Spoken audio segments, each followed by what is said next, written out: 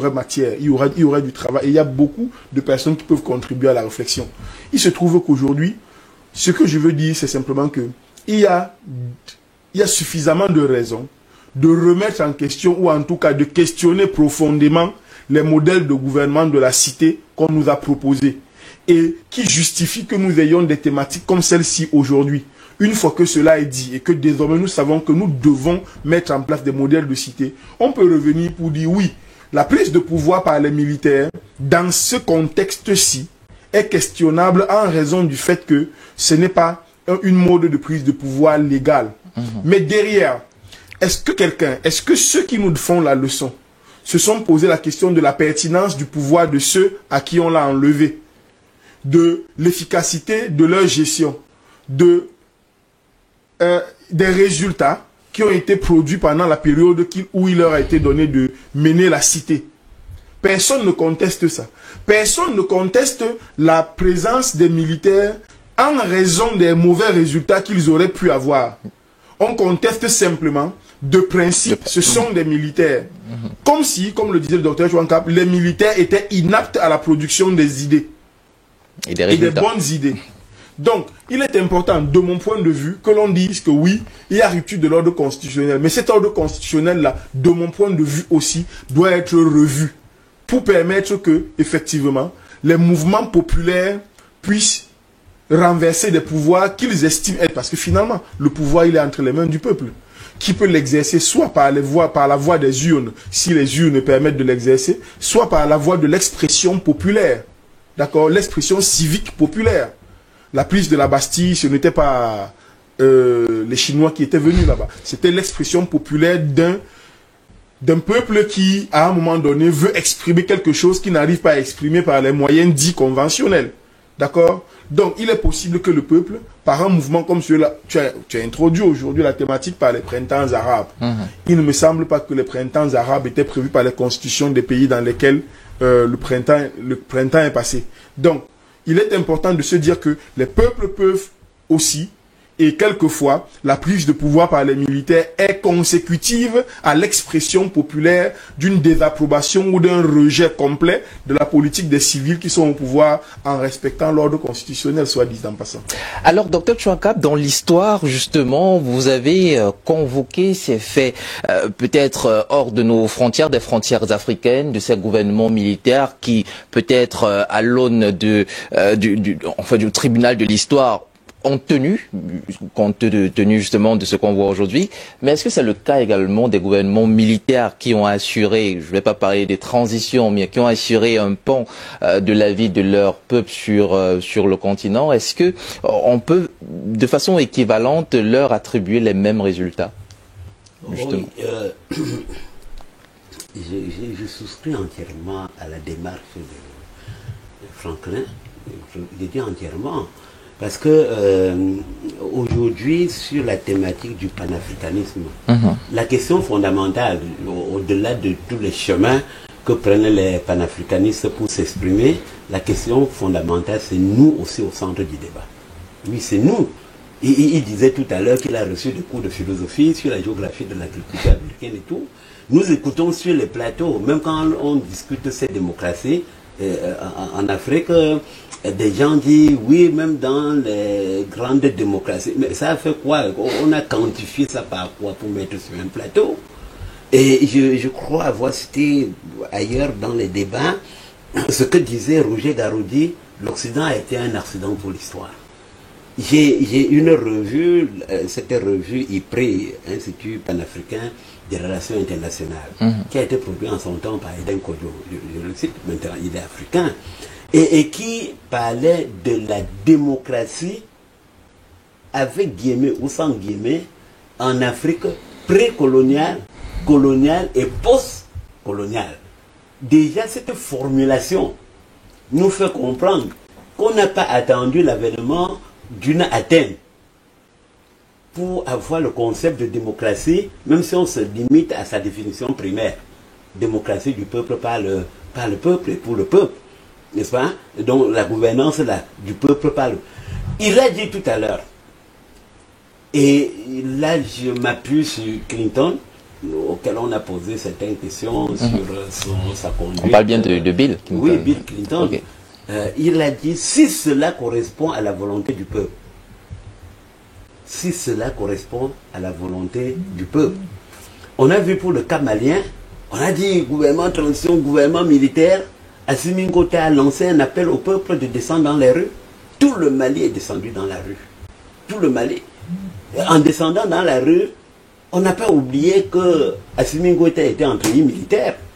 On n'a pas oublié que c'est pour avoir renversé un gouvernement civil que Assimi Goïta se retrouve là. Et Franklin a demandé tout à l'heure, est-ce qu'on a questionné les raisons profondes de cette action militaire? Est-ce qu'on a questionné les résultats de cette action? Alors, vous parlez tout à l'heure de mandat. Non, le mandat n'a jamais été un critère souverain dans l'expression d'une démocratie. Hein. Lorsque Périclès, 30 ans après la gouvernance, à Athènes, 30 ans, le pays qu'on dit être le creuset, il a fait 30 ans de pouvoir, il est mort tué par la peste. Et non pas la volonté du peuple. Hein. Alors que l'alternance faisait partie justement des premiers principes de... Je dis bien 30 ans, il a fait 30. L'alternance athénienne a même imaginé des gouvernements de 24 heures. Parce qu'il s'agissait de la participation du peuple. Donc il ne faut pas rester longtemps, il faut que ça se renouvelle. Mais dans cet esprit de renouvellement, Périclès a fait 30 ans.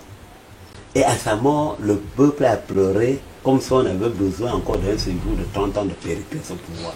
Cela veut dire quoi? Cela veut dire tout simplement donc que le gouvernement, tant que ça répond à un appel du peuple, on peut passer l'éternité à discuter sur le mode, le résultat est important. Buhari, au Nigeria, Jonathan est celui qui est l'ancien président nigérien qui parle là-bas, mais a été président dans un pays qui est même encore actuellement tenu par les militaires. Olusegun Obasanjo, avec qui Paul Biya signe les traités sur le Bakassi, est militaire. On prend le président burkinabé, qui est en Côte d'Ivoire, c'est Blaise Compaoré. Blaise Compaoré.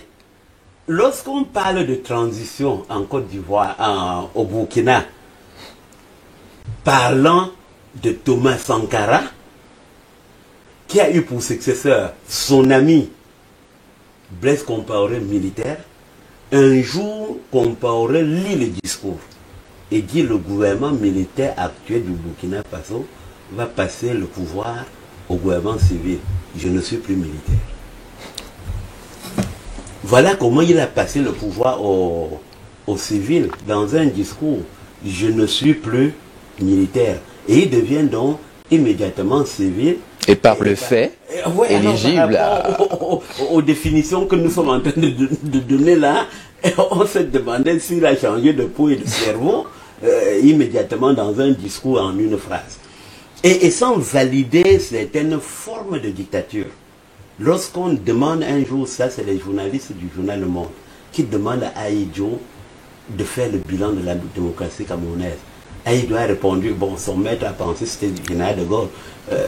Général de Gaulle est militaire. Il dit, citant Charles de Gaulle, qui lui-même citait Solon. Or, Solon c'est un sage grec de ce pays-là.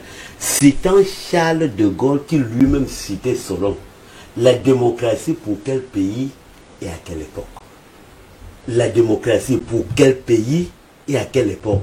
Cela renvoie totalement à ce que disait Franklin tout à l'heure. Le questionnement doit être permanent. Donc vous voyez que si on met donc même les démocraties à terre et sur le plateau, elles n'ont pas exactement la même forme et les mêmes modes d'expression. Les États-Unis sont à 4 ans. Avec Franklin Delano Roosevelt, appréciant le résultat qu'il donne à la crise économique de 1929, les Américains l'ont mis pour 4. Et ensuite pour 4. Et étaient prêts à reconduire 3e fois 4. Il meurt au début de ce 3e mandat. Pourquoi? Parce que les résultats étaient bons. Et on était donc déjà dans la logique d'une, entre guillemets, violation de l'ordre constitutionnel. Parce que le peuple se sentait à l'aise. Il va mourir le 12 avril 1945. Et on va écrire dans les journaux, l'aile de l'espérance a quitté le monde. L'aile de l'espérance. Alors, donc, si on se refait à des cas comme ça, et c'est à partir de là, maintenant, en 1950, que les Américains disent, peu importe les résultats que vous produisez, après 8 ans, vous quittez d'abord. Même si c'est pour un repos de 4 ans et que vous revenez. Lorsque Hillary Clinton se présente comme candidate aux élections américaines, le peuple américain dit la photocopie n'est pas exactement l'original. C'est-à-dire qu'on aurait bien voulu souhaiter que Clinton lui-même, comme individu, revienne, que de vouloir revenir sous le couvert des jupes. Alors, donc, quand donc nous mettons tout cela en philosophie, ce qui reste maintenant, c'est le questionnement sur les résultats.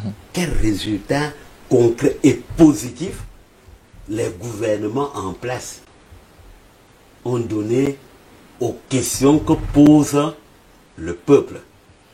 Je termine sur ce point en disant que l'Allemagne a jusqu'aujourd'hui la première chaîne automobile de l'Europe, Volkswagen, mise sur pied par Hitler, un dictateur militaire. C'est lui. Donbass, qui est aujourd'hui au centre du conflit ukrainien et qui est le foyer industriel de l'Union soviétique, de la Russie aujourd'hui, que relaie avec l'Ukraine, a été créé par Staline. Par Staline. Et lorsque vous allez parcourir l'histoire comme ça, vous allez voir des pushs, des foyers de prospérité que sont les régimes militaires qui ont mis en place. Alors, depuis qu'on parle de transition en Libye, une transition qui ne finit jamais, ouais, on n'aime pas questionner la durée de transition.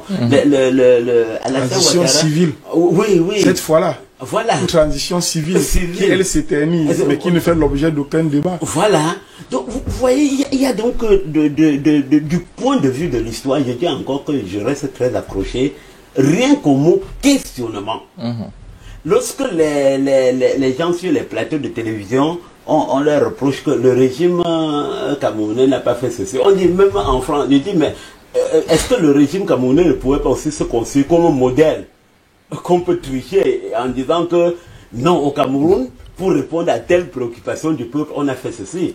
L'Afrique du Sud, en sortant de l'apartheid avec Nelson Mandela, a prévu constitutionnellement que avec les élections présidentielles, on n'a pas besoin d'un volume de peuple. C'est à contestation. On résout la contestation avant de donner les résultats. Vous voyez, dans ces pays qu'on appelle démocratie, vous voyez toujours que c'est l'adversaire qui accepte sa défaite avant qu'on proclame la victoire du vainqueur. Bien. On dit que chez nous, les victoires sont connues avant le jour des élections. Oh, vous voyez comment les modes de gouvernance s'installent. Et comme tout à l'heure, j'étais en train de parler comme ça des mandats et tout ça. Les Américains de 4 ans. Les Français 7 ans. Avec Chirac, on a fait la transition de 7 à 5. C'est pour ça que Chirac fait 12 Il en a fait 12. Ouais. 12 ans. Mitterrand reste le président qui a fait le plus long séjour. 14 ans. Mais ailleurs, on trouve encore des vertus dans les présidents de 40 ans. Donc, les psychologues américains ont dit que pour gouverner un pays comme les États-Unis, après 8 ans, il y a quelque chose dans le cerveau qui ne marche pas. Il faut baisser la température. Il faut faire baisser la température parce que le président américain a l'obligation de se prononcer sur tous les grands problèmes qui marquent la planète Terre dans les 5 minutes de leur intervention. C'est-à-dire que si on apprend que la Russie a tiré un coup de feu sur l'Ukraine, le président américain doit prendre parole dans les 5 minutes. En France, c'était 15 minutes. On a dit que c'est un retard énorme sur le monde, sur l'évolution du monde. Alors donc, quand on travaille dans cette intensité, et vous avez vu Barack Obama, qui est parmi les jeunes présidents, qui est arrivé avec le crâne complètement habillé, et qui est parti le crâne nu. On cherchait les cheveux pour planter sur sa tête, parce que ça ne dormait pas. Ce n'est pas de tout repos. Voilà, donc voilà, je me reviens comme ça pour dire, donc voilà, pendant que maintenant, en France, on passe de 5 à 7. Qu'est-ce que cette France propose à nos gouvernements africains de passer maintenant de 5 à 7? Et vous avez vu la transition au niveau du Cameroun. Et on a habillé ça de discours. Le président doit avoir le temps de penser une politique. Il doit avoir le temps de... Et vraiment, c'est trop précipité. Maintenant, les gens demandent quelques 36 mois, quelques 48 mois pour marquer la transition parce que le temps du gaspillage a été très long. Vous imaginez qu'on dise que des gouvernements perpétuels se sont mis au pouvoir pendant 30 ans et qu'un gouvernement de transition dit j'ai besoin de 5 ans pour redresser. Et on dit que c'est exagéré. Mais on n'a pas vu l'exagération dans les 30 ans de suite. Vous voyez? Alors là, on nous précipite dans ce qu'on a reproché aux acteurs politiques créés par Césaire. J'ai dit Aimé Césaire en tant que littéraire. Et qui fait dire à ce Lumumba dont on finit avec les restes demain, a dit, ça c'est vous retrouvez ça dans Une saison au Congo, la pièce théâtrale Une saison au Congo, où il dit combien de temps savez-vous que j'ai à remonter 50 ans d'histoire? 3 mois, monsieur. 3 mois. Oui, il y a une chose qu'il veut la mutation, mais il y a une autre chose, le temps. On ne peut pas en 3 mois basculer 50 ans d'histoire comme ça. Mais il faut analyser l'individu maintenant beaucoup plus par les motivations internes qu'il a d'une mutation que par le temps. Et vous voyez donc, lorsque c'est pour ça que j'ai dit que j'ai épousé votre mot questionnement. C'est-à-dire que quand on questionne donc les différentes attitudes des gouvernants, on veut seulement maintenant arriver peut-être à la conclusion provisoire. Qu'est-ce qu'il veut pour son peuple? Est-ce que les schémas de pensée qu'il est en train de proposer sont conformes à apporter une prospérité nouvelle à son peuple? Merci pour cette brillante analyse. L'exercice de la démocratie a été complètement dépassé mondialement. La démocratie est une hypocrisie. C'est signé Constant Alexandre Zéondo depuis le Gabon, Libreville. Je pense, vous également pouvez nous laisser vos avis. Est-ce que la peur des dirigeants qui prennent le pouvoir sous le peut-être loin des canevas usuels et traditionnels de prise de pouvoir, est-ce que leur peur, disais-je donc, réside dans le fait que laisser le pouvoir à des mains peut-être inexpertes ferait une sorte de retour en arrière? Et là, je en griffe ayant pensé le cas du très célèbre Jay Rawlings. Est-ce que c'est ça leur peur exactement qui pourrait les inciter à, au-delà du gouvernement de transition, au-delà de la période de transition, prolonger leur mandat à la tête du pays? Vous savez, quelquefois, les meilleures idées ne sortent pas de l'université Cheikh Anta Diop. C'est-à-dire que on peut aussi les trouver au carrefour où on vend la banane et le foutou. Et c'est quelquefois dit de façon extrêmement triviale. Et je vais reprendre une formule que j'ai entendue un jour en passant dans un carrefour de mon quartier. Est-ce qu'ils nous aiment trop? C'est-à-dire que quelqu'un avait demandé ça banalement. Je passais et je me suis retourné, je l'ai regardé. C'était frappant de sincérité. C'était frappant de naïveté. Mais qu'est-ce que c'est décapant de réalité? C'est-à-dire que, est-ce que les Blancs là nous aiment? Pourquoi se soucient-ils tant de nous? Bon Dieu, pourquoi nous aiment-ils tant alors que ça brûle chez eux? Tout est une question de rapport de force. Il peut être militaire, il peut être idéologique, il peut être spirituel, mais tout est rapport de force. Dites-moi, comment s'est achevé le conflit, les affaires de la Syrie? C'est fini? C'est pas fini? Qui en parle? C'est réglé? C'est pas réglé? Bachar al-Assad, il est toujours au pouvoir. Il est toujours au pouvoir. Il est à la CPI. Les avions ne l'ont pas délogé comme le président Gbagbo. Qu'est-ce qui s'est passé? Enfin, vous savez, quelquefois je me demande, est-ce qu'on doit perdre du temps à répondre à ces gars ou alors se mettre chez nous et travailler? Parce que c'est la seule façon de leur répondre. C'est de travailler suffisamment pour que ce soit assez bien afin que toutes leurs élucubrations n'aient pour seule réponse que l'éclatant succès que nous avons apporté à nos cités. C'est-à-dire que finalement, est-ce que ce n'est pas l'unique réponse, à la fois du point de vue des dirigeants que du point de vue des populations? Les dirigeants doivent travailler à la création de ce que le doyen Patient Pafendo m'appelle régulièrement ici. Les États-Unis d'Afrique. Les États-Unis d'Afrique. Les peuples doivent travailler à plus d'éducation politique, civique, à plus d'éducation citoyenne pour porter au devant et à la gestion de la cité des personnes capables de mettre en œuvre ces politiques-là. Et quand j'évoque souvent ici l'enjeu de la limitation des mandats, c'est même que ça ne doit pas être simplement une affaire de feuilles de papier. Ça doit être, les Africains doivent habiter par ça, le sentiment de vouloir être, ou le désir de vouloir être autonome. J'ai évoqué cette solution ici, comme pour dire, l'une des raisons pour lesquelles on a servi les pouvoirs africains, c'est la tentation de s'éterniser. C'est ce qui fait que on commence à donner la chicotte pour se faire fouetter. Si les présidents, si ceux qui dirigeaient les pays africains disaient, moi je viens pour 4 ans ou pour 8 ans, et j'y vais, et je m'en vais après, eh bien cela aurait deux conséquences. La première, c'est que précisément, personne ne viendrait te dire, donne-moi ça pour que je fasse que tu sois là pendant 20 ans. Deux, tu travaillerais comme un forcené parce que tu as 8 ans pour faire tes preuves. On a vu tout à l'heure. J'ai déjà pris un autre exemple ici.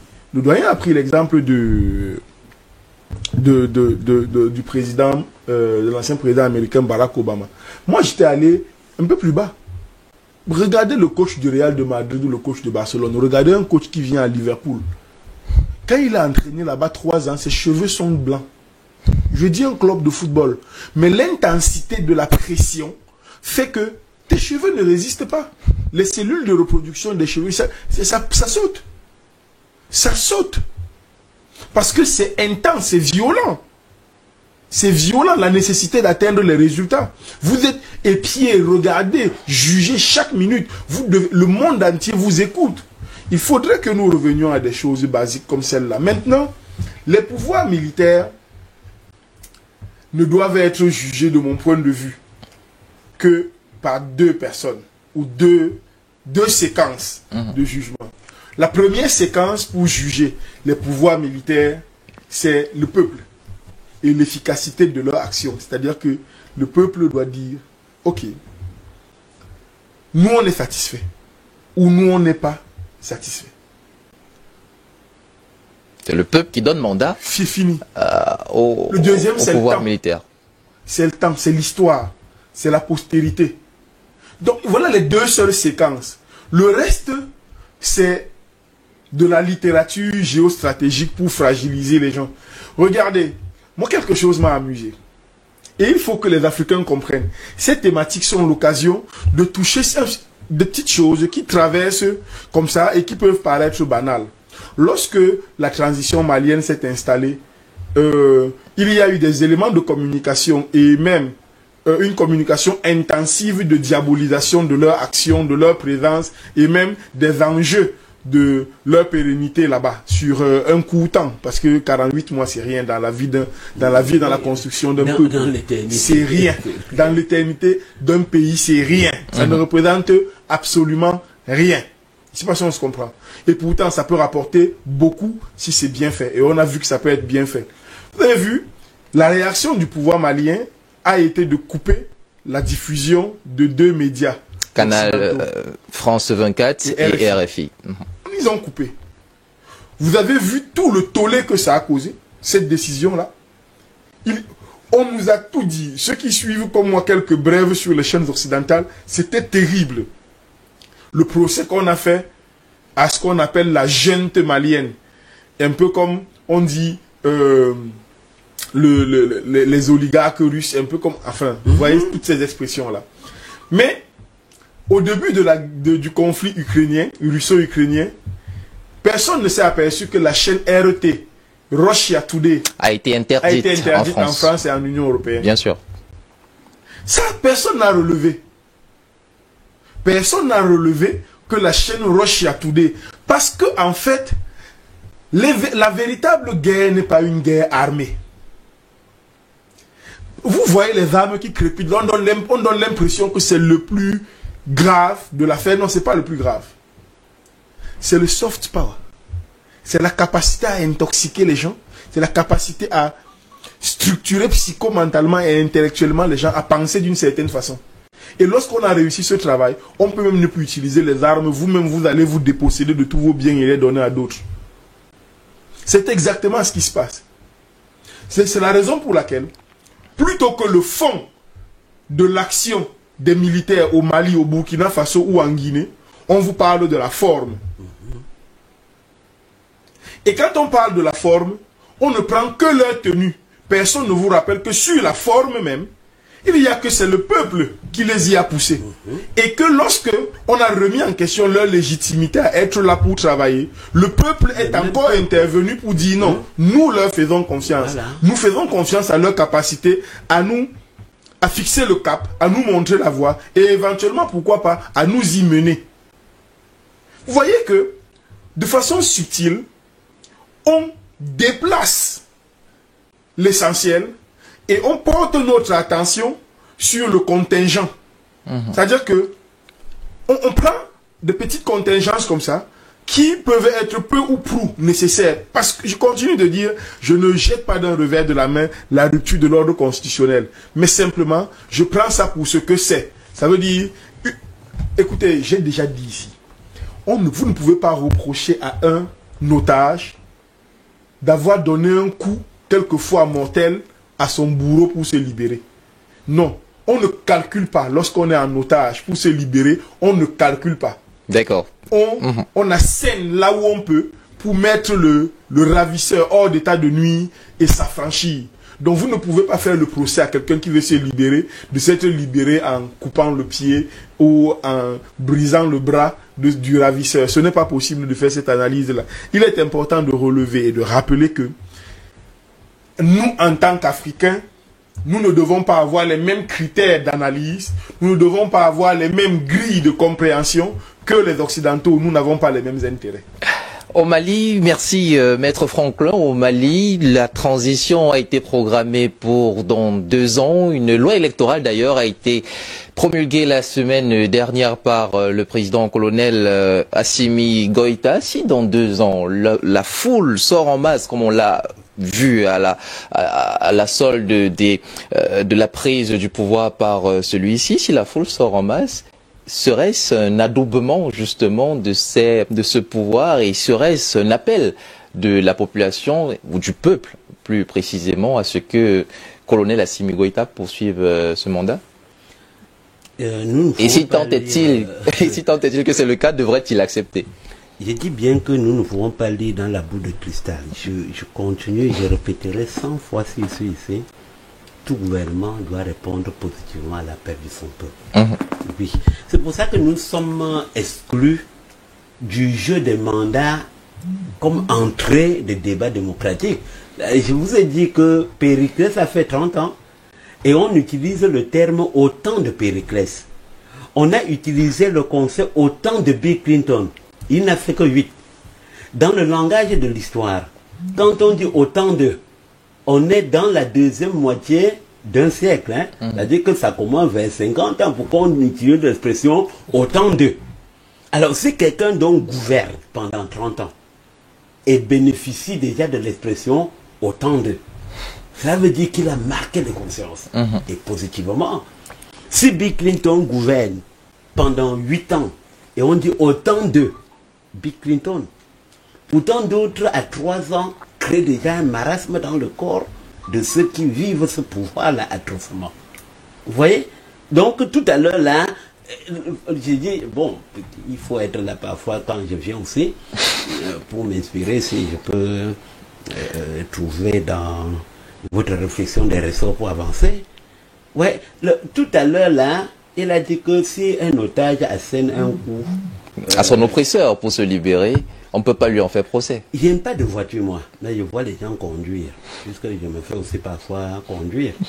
Et il y a des moments où on connaît que c'est ça la chaussée. Mais la voiture fait un tournant jusqu'à la roue quitte même la route, la roue quitte la route pour éviter un accident. Donc ça dit même dans la vie des hommes, il y a cette bifurcation de l'histoire. Il y a cette bifurcation de l'histoire. Salvatrice. Oui, justement, parce qu'il ne quitte pas, parce qu'il rate de conduire, mais il veut éviter quelque chose de plus grave. Il a pris les exemples de football. j'ai été témoin de ce qu'un joueur vient dire à son défenseur. Si tu laisses l'attaquant s'y jouer, il va nous travailler. Dès le début du match, tu le raques. Et tu lui dis, l'arbitre va te donner un carton dès le début. Mais tu profites de l'occasion pour lui dire, si tu passes par ici, ton pied là ne visitera plus le stade. Alors comme c'était un as, il voit qu'il ne peut pas sacrifier le pied pour... un seul match. Pour ce match-là. Et il a encore besoin de ce pied pendant... pour longtemps encore sur le stade. Mais 3 minutes dès que le jeu a commencé, et la stratégie de cette équipe-là, c'était justement de prendre ce joueur pour aller inquiéter l'adversaire. Et après, maintenant, jouer librement. Le gars a gardé son pied, c'est comme ça que nous avons dit, pour l'attendre. Et quand il est venu, il a raclé aussi fort que même celui qui lui avait passé la commande a dit, il a tué. Bon, pourtant, c'est lui qui lui a passé la commande. Mais si tu ne le neutralises pas de cette manière, on est mort. Je prends comme ça des exemples un peu farfelus. Pour dire quoi? Pour dire que quand les stratégies sont faites pour apporter des résultats positifs et que vous vous interrogez sur les modes de stratégie, à la longue, ça perd du temps. Au Cameroun, surtout sous le règne d'Aïdjo, on n'admettait pas beaucoup les gars de sciences à l'EMIA. J'ai dit de philo, j'ai dit de sciences, de philo à l'EMIA. En disant qu'on va lui dire au front de tirer, il va poser la question, on tire sur quelqu'un. Bon, le temps de poser cette question, l'adversaire aurait fini l'armée adverse, son armée, parce qu'il est encore en train de philosopher. Bon, alors, c'est pas pour dire également que la philo ne compte pas. Et je reprends donc sur Franklin, que quand nous questionnons, on doit faire intervenir tous les courants de pensée liés au sujet central de notre questionnement. Qu'est-ce qu'un gouvernement est censé apporter à son peuple? Lorsqu'on a posé cette question fondamentale, vous revenez à ce que j'ai dit, les Américains ont tenté de violer leur propre constitution avec Franklin Delano Roosevelt. La crise économique de 1929 arrive quand Herbert Hoover est au pouvoir. Et dans un discours solennel où le peuple attendait de lui des solutions pour sortir de la crise, il déclare « La prospérité nous attend au prochain tournant ». Mais dès qu'il a déposé le discours, on n'a pas vu de stratégie qui devait permettre aux Américains de sortir de la... D'accéder à cette prospérité. D'accéder à la prospérité. Lorsque Franklin Delano Roosevelt arrive au pouvoir, on vous dit que l'une des choses qui lui permet de modifier le comportement américain face à la crise, c'est entre guillemets une violation constitutionnelle. On dit que c'est le président américain qui nomme les membres de la Cour suprême. Bien sûr, les juges de la Cour suprême. Bien sûr. À vie.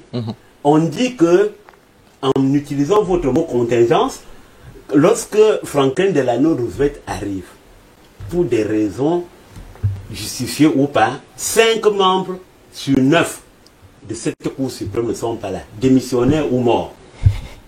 Et il va agir dans l'ombre, dans le choix des 5 successeurs, qui seront donc favorables au New Deal.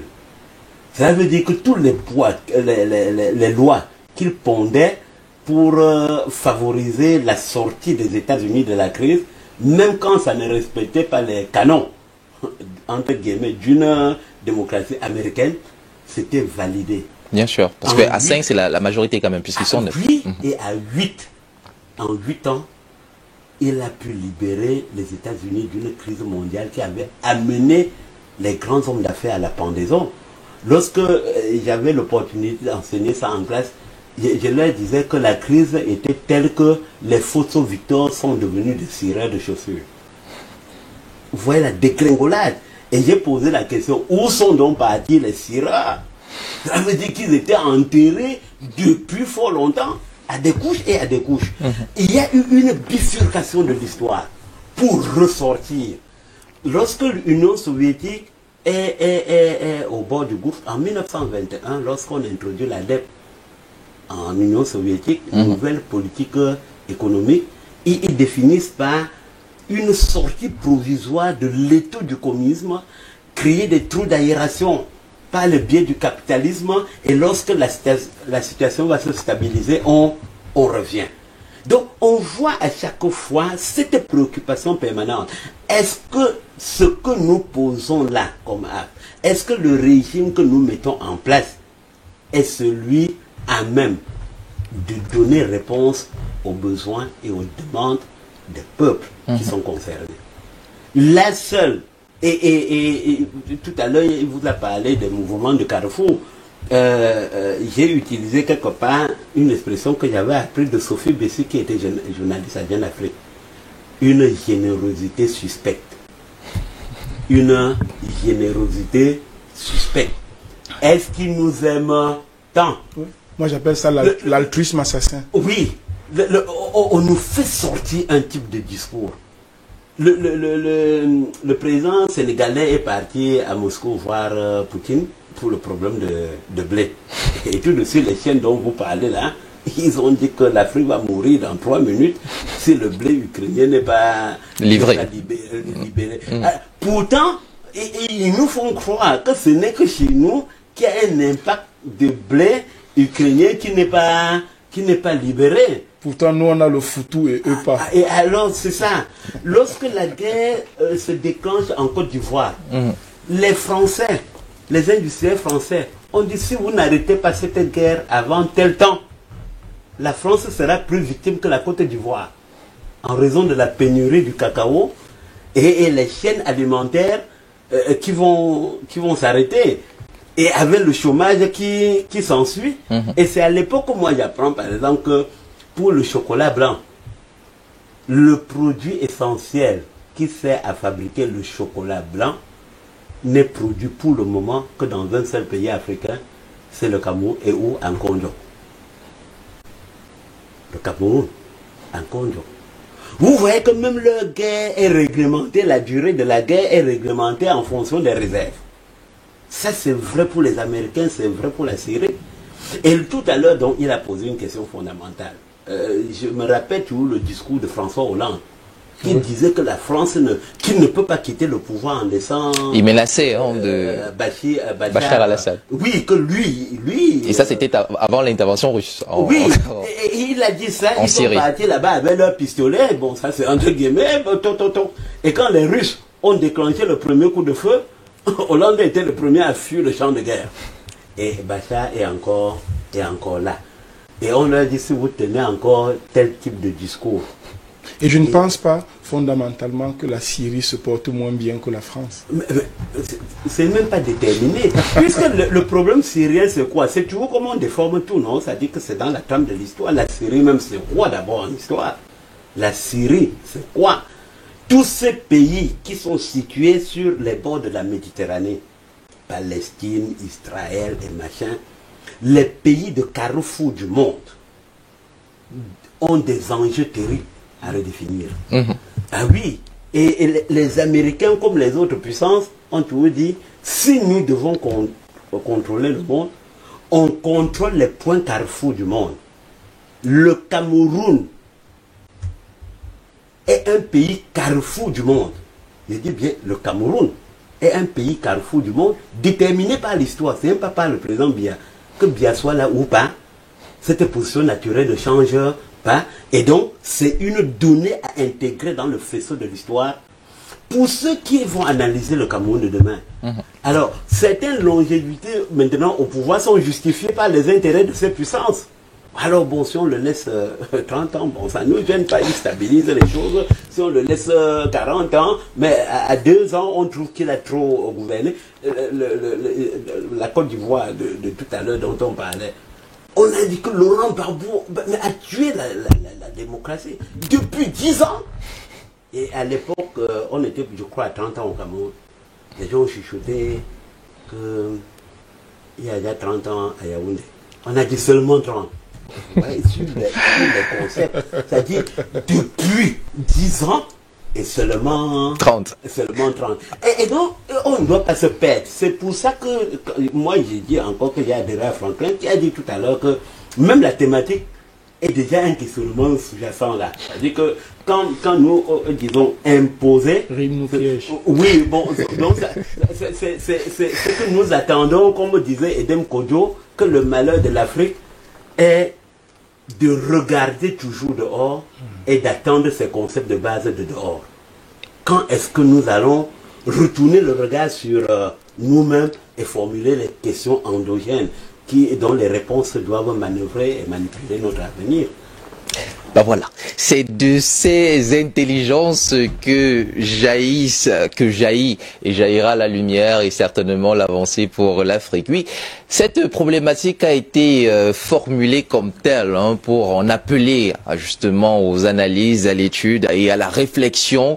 Africain, gouvernement de transition, les militaires peuvent-ils abandonner le pouvoir? Nous nous acheminons inexorablement vers la fin de ce débat et justement, puisque je vous ai dit que c'était dans la démarche, entrons peut-être dans ce qui se cachait sous-jacemment derrière cette thématique. On ne va pas parler de doivent-ils ou pas abandonner le pouvoir, mais la vraie question ici, justement, on n'est pas de savoir si militaires ou pas, mais sont-ils des hommes à même de diriger ces pays? Pourquoi pas? Voyons.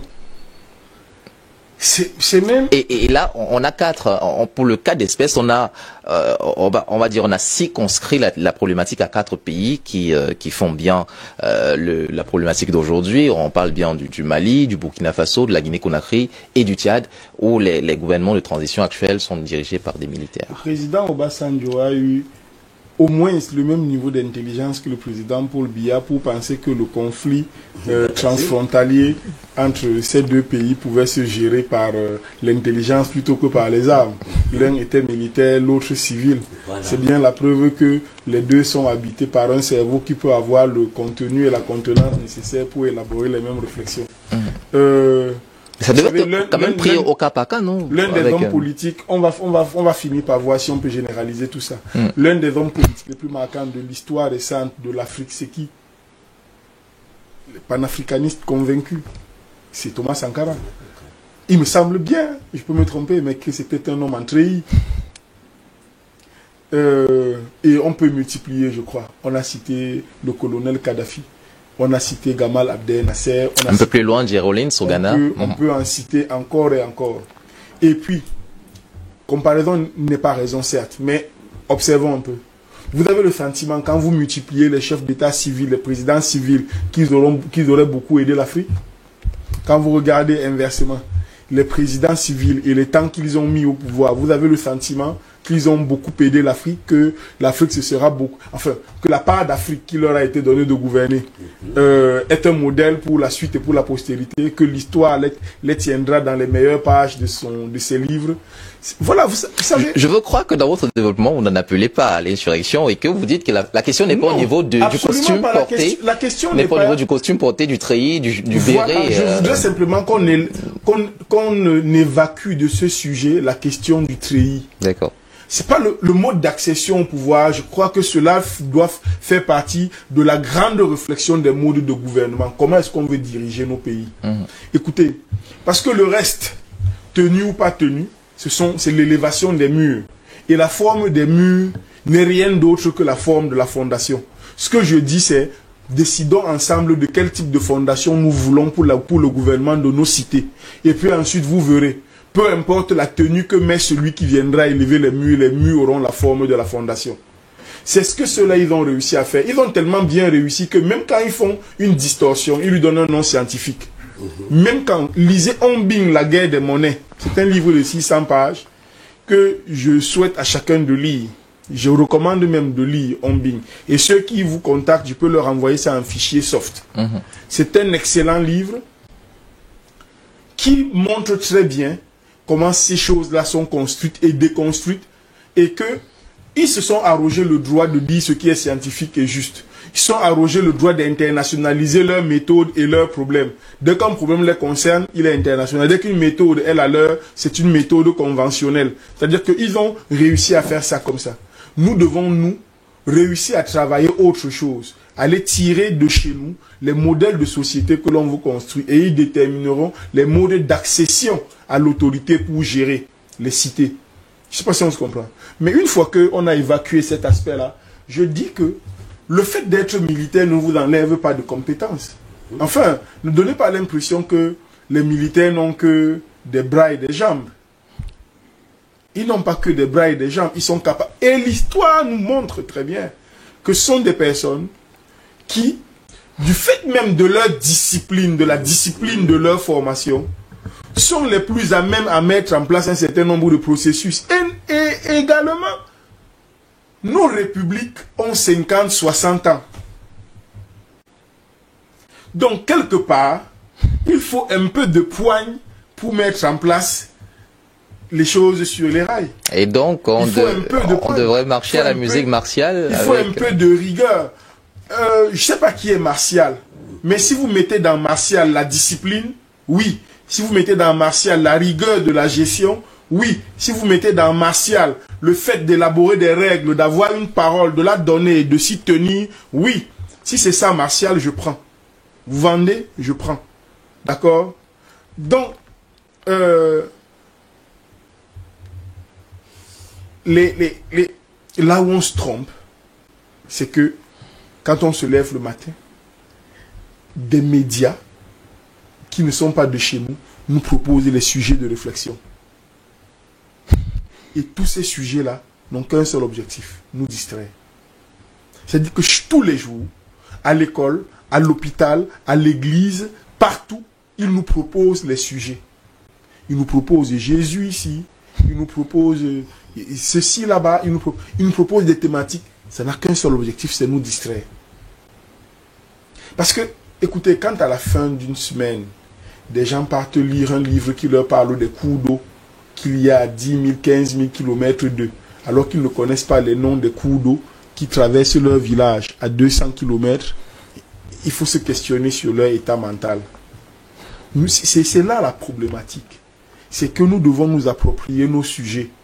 Et ça ne bougera pas. C'est mon credo. Ça ne bougera pas quand les populations, quand les peuples ne vont pas s'éduquer. Il faut qu'on s'éduque. Il faut que nous nous éduquions. Si nos États ne veulent pas mettre les bons livres au programme, que les gens les lisent, ils sont disponibles quelquefois gratuitement sur les plateformes digitales et ailleurs, plutôt que de se partager les chaussures et les vêtements, que la jeunesse africaine se partage les livres et les idées. Aujourd'hui, nous avons la possibilité d'avoir des outils collaboratifs permettant que d'un pays à l'autre, nous nous retrouvions. J'ai été contacté hier par un jeune du Burkina Faso qui, avec d'autres, ils sont environ 300, ils ont mis en place un groupe de travail et dans un groupe WhatsApp. Et toutes les semaines, une personne dans le groupe développe une thématique quelconque sur l'Afrique pour proposer aux autres des modes opératoires permettant... Et l'idée, c'est quoi? C'est qu'à un moment donné, nous ayons un groupe Telegram qui, parce que lui, le groupe Telegram peut prendre plus de 1000 personnes, qui, lui, aura des Sénégalais, des Camerounais, des Ivoiriens, des Congolais, et que, au bout de 6 mois, 1 an, il y a 1000, 2000, 3000, 5000 personnes, plus dans un seul pays, mais dans 5 pays différents, qui partagent le même regard, le même point de vue. Ça veut dire, si on dit définissez l'Afrique, définissez l'histoire, nous serons capables, 5000, de donner une définition commune qui n'est plus celle que l'on nous a indiquée. Si on dit de l'agriculture chez nous, que aujourd'hui, vous prenez un jeune Camerounais, il ne sait pas quelles sont les principales cultures agricoles du Congo ou du Gabon à côté. Il faut dans ces groupes-là, nous travaillons précisément à ce que un jeune Camerounais sache... Ce serait bien heureux déjà qu'il connaisse celle de son pays. C'est pour cela que nous travaillons. Ceux qui connaissent auront la plateforme pour diffuser, parce qu'actuellement, à l'extérieur de ces outils collaboratifs de notre époque, comment on fait pour diffuser ce savoir? Ces outils sont là. C'est pas l'éducation. C'est pas l'éducation que, nous allons nous affranchir nous-mêmes en tant que peuple, mais que deux, nous pourrons exercer une pression suffisante sur les dirigeants. Parce que, on a les dirigeants qu'on mérite. Si nous devenons exigeants, eh bien, nos dirigeants vont devoir se mettre à niveau. C'est le niveau d'attente, de demande que nous avons, plutôt bas, qui fait que eh bien, nos dirigeants peuvent se contenter, peuvent se contenter de travailler à 20%. Si on était beaucoup plus exigeant, si on était beaucoup plus regardant, si on avait une analyse beaucoup plus pointue, eh bien, on pousserait les dirigeants à faire mieux. Donc, pour revenir à la question stricto sensu, les militaires ne sont pas un problème parce qu'ils sont militaires. Ce serait encore un jugement principiel, plutôt qu'un jugement de fond, fondé, lui, sur les résultats obtenus. Même si, je l'ai dit, je le réitère, on peut questionner la méthode d'accession, le mode d'accession au pouvoir, il reste que ce mode d'accession au pouvoir est lui-même traité d'illégal parce que les lois constitutionnelles ne représentent pas ce que nous sommes en tant qu'État, ne traduisent pas notre histoire, notre avancée, c'est-à-dire que nos origines, nous venons d'où, nous allons où et comment espérons-nous y arriver. On a copié beaucoup de choses qui ne sont pas suffisamment traductrices, symptomatiques des sociétés que nous sommes. Il est important, de mon point de vue, qu'on ait dans un jugement moins péremptoire sur les modes d'accession et qu'on interroge plutôt l'efficacité, la pertinence des actions des militaires sur les peuples. Et qui de mieux que le peuple à qui il s'adresse pour dire si c'est bien ou pas, que l'altruisme assassin qui nous est servi par les Occidentaux nous laisse un peu tranquilles. Dr Tchouankap, est-ce que l'impératif des résultats peut primer sur la méthode? Est-ce que sur l'autel justement des résultats probants, on peut sacrifier aisément la méthode qui jusqu'ici était celle connue et celle acceptée? Les concepts ont leur sens. Quand vous dites sacrifier, bon, ça prend des proportions difficiles à contrôler. Disons ce passé de la méthode. Donc, nous revenons sur la même problématique de tout à l'heure. Il dit quand vous évitez un accident, la roue peut quitter la chaussée pour éviter un accident. Et on va poser donc les questions, pourquoi cette vulgarisation de l'histoire et à quel moment? Vous voyez ça, hein? Et vous allez voir donc au regard de l'histoire, les grands moments de rupture en histoire n'ont pas suivi les ordres constitutionnels. Il me souvient que dans un débat, là où on était en Gaoundéré, et puis les gens annonçaient l'avènement de la nouvelle constitution en 96, en faisant de la publicité sur la séparation des pouvoirs, pouvoir législatif, pouvoir exécutif, pouvoir judiciaire. Et nous sommes posé la question, si ça va se dérouler comme ça au Cameroun, on nous a juré la main sur le cœur que ce sera au Cameroun. Mais lorsque nous avons lu les articles qui disaient que le président de la République peut dissoudre l'Assemblée, qui est l'émanation du peuple, qu'il peut intervenir dans la désignation du président de l'Assemblée, et comme on dit au Cameroun, pour convoquer une séance de l'Assemblée, comment commence le texte? Le président de la République, vous voyez, non? C'est-à-dire que c'est quand il approuve, là. C'est ça. Et l'ordre du jour vient de là-bas, inspiré de là-bas. Pourquoi? Parce qu'Aïdjo ayant fait ces institutions, se trouvait agacé lorsqu'il fallait mettre en place, entre guillemets, la démocratie camerounaise, qu'on a appelée la démocratie gouvernante. Lorsqu'on commence à ajouter les qualificatifs sur les méthodes de gouvernement, il y a questionnement. C'est la démocratie, mais dès qu'on commence à dire démocratie gouvernante, démocratie populaire, démocratie ceci, cela, il y a questionnement. Et donc, il a appelé l'Assemblée nationale l'Assemblée des bavards. L'expression existe, ce n'est pas nous qui l'inventons. Il a appelé ça comme ça, Assemblée des bavards. Et il a dit, lorsque ils vont s'engager dans leur juridisme, nous avons des armes secrètes, des armes secrètes. Le régime du Cameroun, depuis Aïdjo, est basé essentiellement, inspiré par le régime napoléonien, qui disait l'État a toujours raison. L'État a toujours raison. Or, pourtant, lorsque nous voulons entrer dans la définition populaire du concept de démocratie, c'est le peuple. C'est ça. Oui, c'est le peuple qui doit. Mais quand c'est l'État, cela veut dire que c'est l'autre pouvoir de là-bas qui... Alors, tout ça, c'est pour dire quoi, en fait? C'est pour dire, seul en politique, les résultats comptent. Seul en politique, les résultats comptent. Et le peuple est le mieux placé pour définir ses intérêts et les apprécier et apprécier le gouvernement en fonction des qualités de réponse que ce gouvernement donne au questionnement de ce peuple. Alors, maintenant, en ce qui concerne donc l'ordre constitutionnel, ça veut dire quoi, tout simplement? Que de toutes les façons, quelle que soit notre volonté, il y a quand même une petite organisation. Bien sûr. On met en place des petites choses. Alors, si nous nous inspirons du modèle américain, le 4 juillet prochain, les Américains seront fête dans nationale. la fête de la proclamation de l'indépendance. Et dans la proclamation de l'indépendance, qu'est-ce qu'il est écrit? Le peuple a le pouvoir et même le droit légitime de renverser tout gouvernement qui ne répond pas à ses aspirations. Tout à l'heure, vous avez utilisé le mot insurrection pour poser une des questions ou bien appel à la... non. C'est tout des concepts occidentaux qu'il faut réinterroger et redéfinir. Et c'est là où vient le mot junte militaire au pouvoir. Le machin. Vous êtes dans les médias pour savoir que quand France 24 donne les informations toutes les 15 minutes, les 10-15 minutes, c'est comme il a dit, pour que vous n'ayez pas de temps de réfléchir.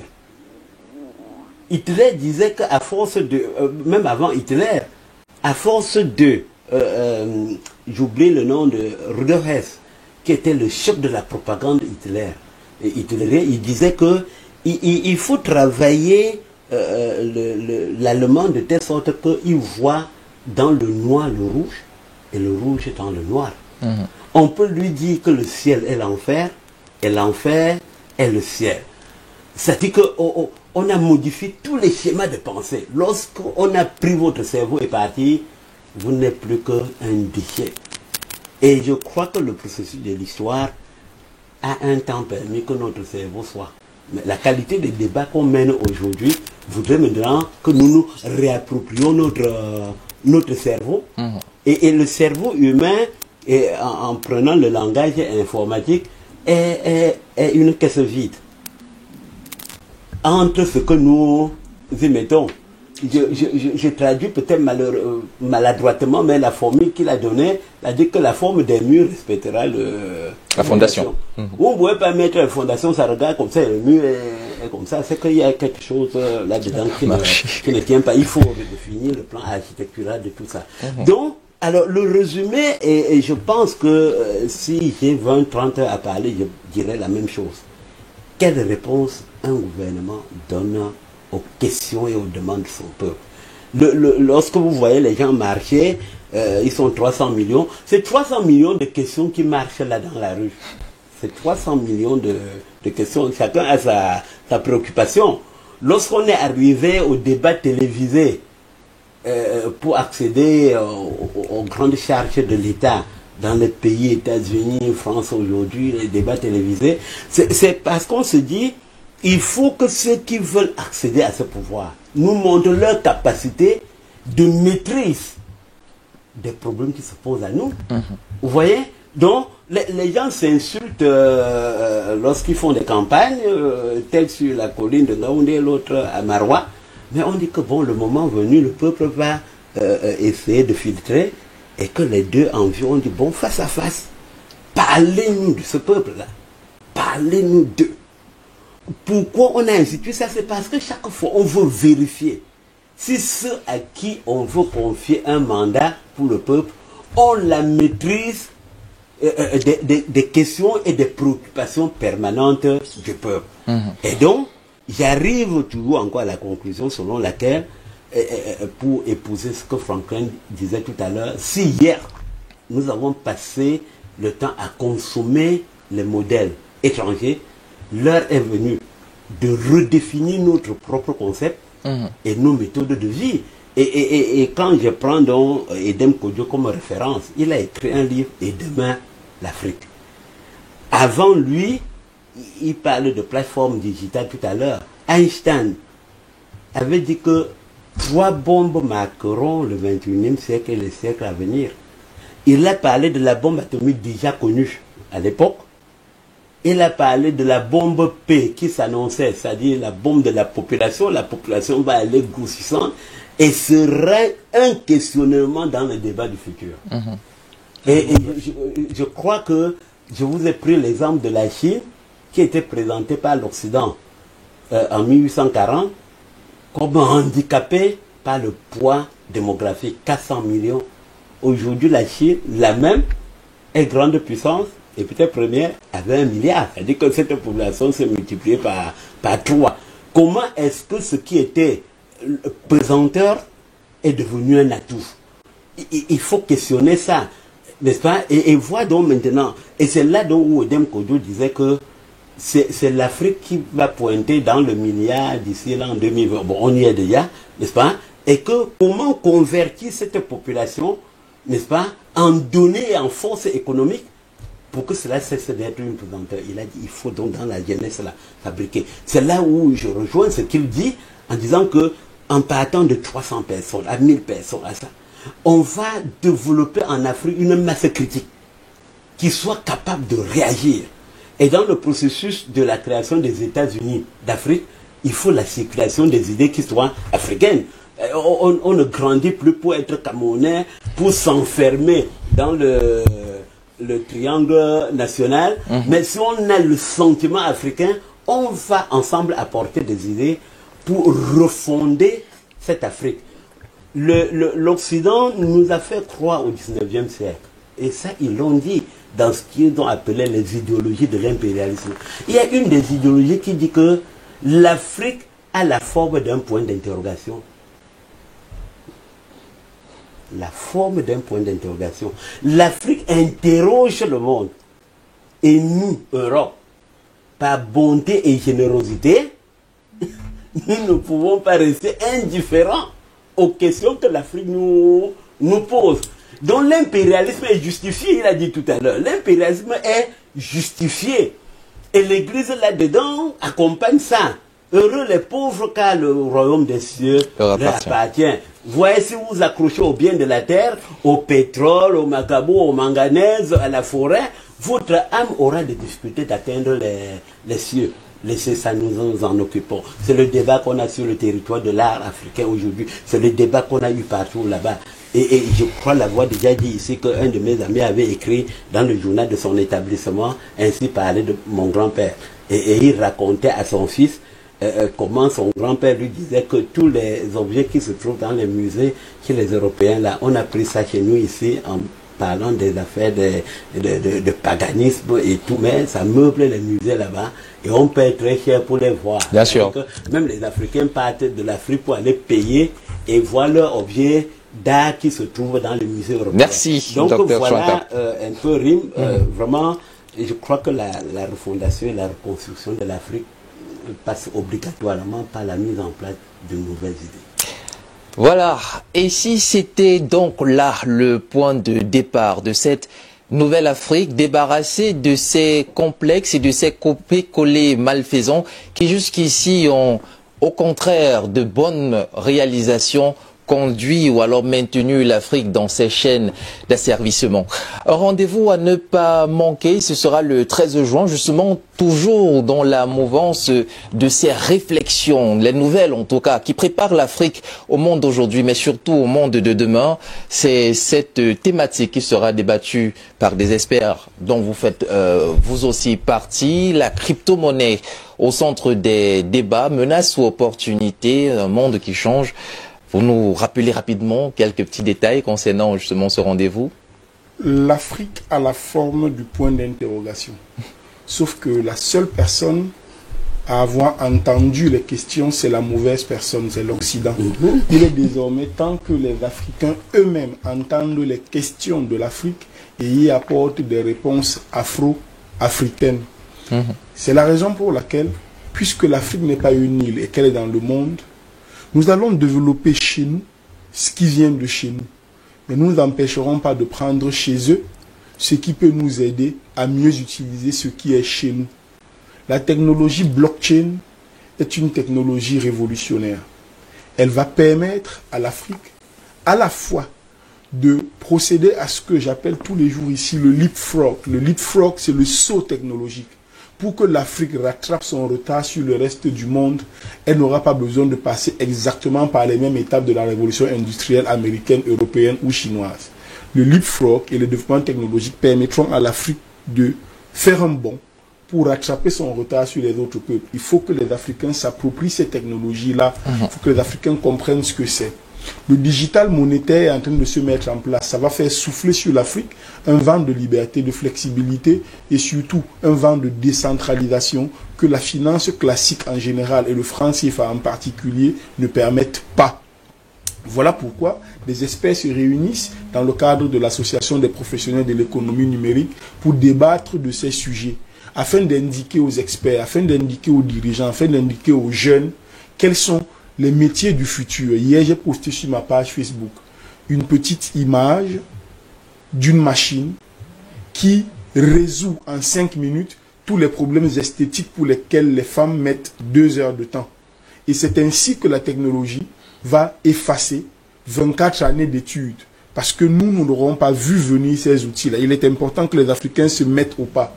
Des experts vont croiser le verbe mercredi 13 juillet à l'hôtel Le Watt dès 17h pour nous parler de cette technologie, de ces enjeux, pour nous parler des perspectives qui s'offrent à nous. D'autant que la Centrafrique, je sors par là, est en train de faire évoluer son projet avec la naissance du Sango Coin. C'est-à-dire qu'après le Bitcoin, qui est la mère des crypto-monnaies, la Centrafrique met en place le Sango Coin. C'est-à-dire une monnaie exclusivement centrafricaine, d'origine centrafricaine, et qui va faire circuler dans le pays et même ailleurs l'ensemble des richesses naturelles de la Centrafrique. Ça passera plus par le franc CFA. Donc, il y a quelque chose à comprendre. Il y a un mouvement qui est en train de se faire. Il y a quelque chose qui s'écrit du côté de la Centrafrique et qui parle à l'ensemble des Africains. Donc, le 13, les billets sont disponibles ici même, à 10 billets si vous en avez besoin. Il coûte 5000 francs, c'est pas le prix. Et on rappelle que les places sont réduites. Les places sont quasiment, il n'y en a plus beaucoup. Allez, donc, voilà, le message est donc passé. Dr Tchouankap, merci de vous être prêté à cet exercice. Merci. Maître Franklin, ce fut un plaisir de vous recevoir ici. Le plaisir est toujours le mien d'être là. C'est la première fois que je partage le plateau avec Dr Tchouankap, que j'ai déjà suivi en d'autres occasions. C'est pour moi toujours un privilège de parler avec des gens comme vous, de parler avec des gens comme le doyen Patient Parfait d'Homme, parce que l'on apprend. Vous savez, il y a une différence fondamentale entre ce que vous avez lu dans les livres et ce que vous ont dit ceux qui ont vécu l'histoire ou ceux qui l'ont faite. Et donc, pour nous, un peu plus jeunes, c'est un privilège de pouvoir passer un peu de temps d'histoire avec vous, parce que ça affermit nos pas dans la construction de ce que nous voulons et ça nous conforte dans l'idée que nous ne serions pas des précurseurs fous parce qu'il y a eu des célèbres dévanciers qui nous ont montré la voie. Et vous êtes la preuve que l'Afrique n'est pas riche que d'or, de diamants ou d'autres matières premières tant prisées. Elle est également riche de ses ressources humaines, certainement les plus importantes. Chers Africains, merci d'avoir regardé cet autre programme. L'intelligence est de s'adapter aux différents défis. DBS s'adapte et c'est l'astuce des suivants, c'est l'astuce des vainqueurs. Demain n'est peut-être pas sûr, mais DBS Matin est un rendez-vous. Alors à demain.